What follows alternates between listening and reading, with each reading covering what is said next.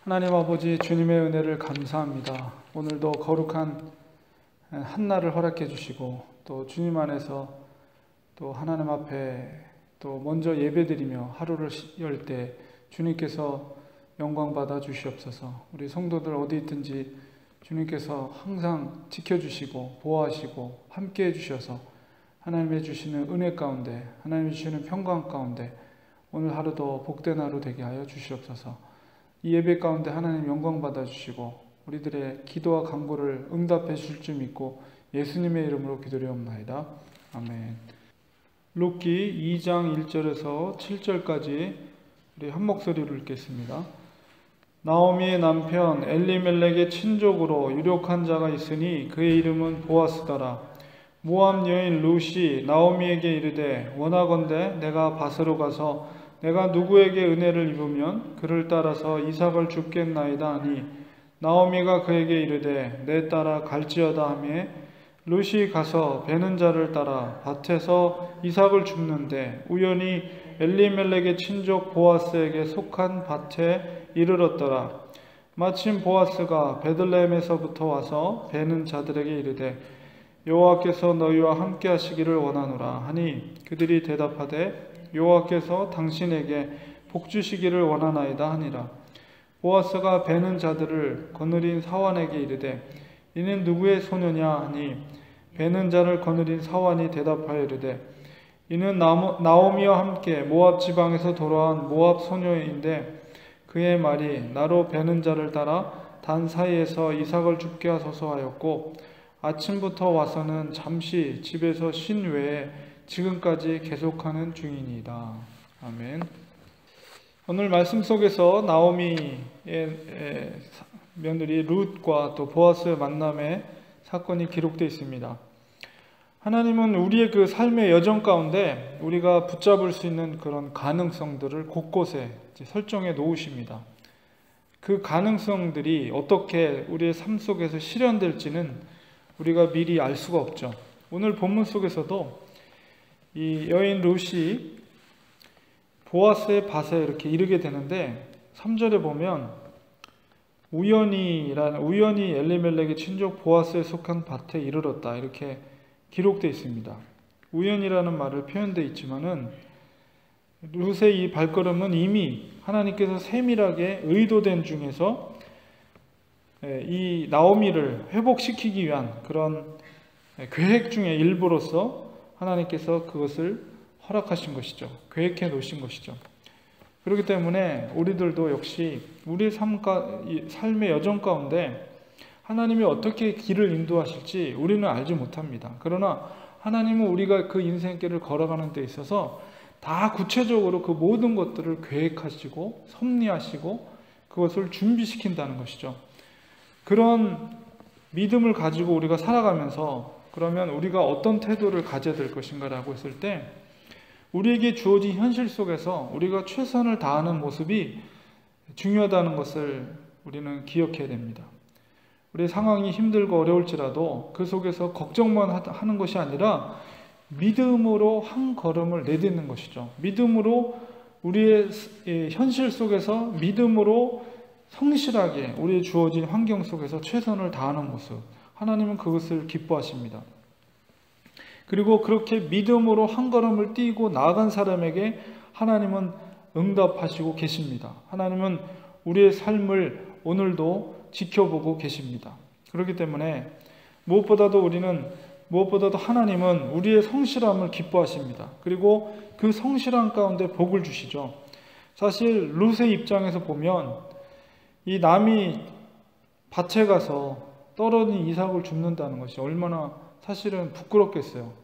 물론 유대의 전통 가운데서는 그것이 당연하다고 이렇게 생각할지 모르지만 이 룻은 모함 여인이었고 다른 문화권 속에서 살았기 때문에 유대인의 문화는 사실은 자기에게는 있어서는 좀 생소한 문화였습니다. 그런 문화 속에서 아무도 없이 자기 혼자 남의 밭에 가서 사람들 일하는 남자들 주위에 있는데 거기서 이삭을 줍는 일을 한다는 것은 굉장히 부끄럽고 사실 쉬운 일은 아니었을 거예요. 그럼에도 불구하고 룻이 자기에게 주어진 일 중에서도 그가 최선을 다해서 성실하게 그 일을 행할 수 있었던 것은 자기 시어머니였던 나오미에게 어머니가 가는 곳에 나도 가고 어머니가 죽는 곳에 나도 죽고 어머니 하나님이 나의 하나님이라는 그런 고백 속에서 자기의 어떤 부끄러운 모습보다도 그 시어머니를 공양하고 시어머니를 사랑하고 또 하나님을 신뢰하는 믿음 가운데 있었기 때문에 그 부끄러운 상황 속에서도 최선을 다해서 열심히 성실하게 그 이삭을 줍는 모습을 우리 7절에서 볼 수가 있는 거죠. 그의 마음속엔 자기의 부끄러운 그런 모습보다도 내가 이렇게 하지 않으면 우리의 시어머니가 하루를 먹고 살 수 있는 양식을 얻을 수 없다는 그런 절박함, 생존을 위한 그런 최선의 삶의 모습을 룻이 보였다는 것입니다.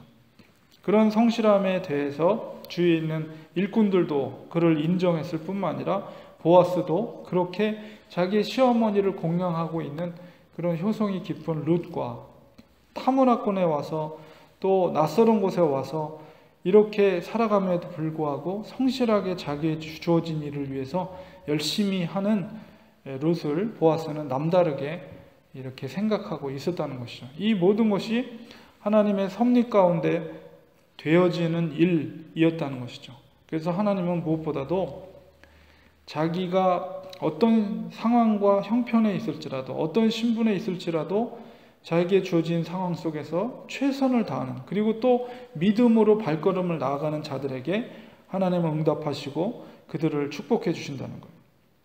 우리가 욥의 경우도 마찬가지죠. 요셉의 경우도 마찬가지죠. 노예라는 자신의 신분 속에서 만약에 한숨만을 지으며 한탄하고 있었다면 아무것도 못했을 거예요. 그러나 노예라는 신분이지만은 그러나 믿음으로 한 걸음 한 걸음 나아가며 자기에게 주어진 그 노예 신분으로서의 일을 최선을 다했을 때 하나님은 그를 축복해 주셨고 형통해 주셨고 그에게 모든 일들을 맡기시고 그 노력들이 바로 애굽의 총리의 역할을 하는 데 있어서 귀한 밑거름이 되었던 것이죠. 바로 룻도 역시 최선을 다했던 성실의 모습, 또 어머니를 공경하는 모습, 그리고 하나님을 위해서 믿음으로 발걸음을 띄었던 그의 성실의 모습을 하나님은 기뻐하셨고 그 발걸음이 바로 나오미의 가문을 회복시키게 하는 귀한 도구로서 룻을 하나님이 사용해 주신 것을 보게 됩니다.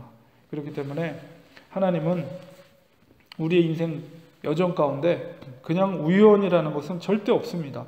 하나님은 모든 삶의 길을 철저하게 섭리하시고 계획하시고 인도하시는 하나님이라는 사실을 우리가 믿고 어떤 상황 가운데 있을지라도 우리에게 주어진 일에 최선을 다하며 성실하며 믿음으로 한 걸음 한 걸음 나아갈 때 하나님은 그러한 믿음을 보시고 그러한 성실함을 보시고 하나님의 형통의 길로 인도해 주신다는 사실을 이 룻을 통해서 우리가 깨달으면서 하나님 그렇습니다.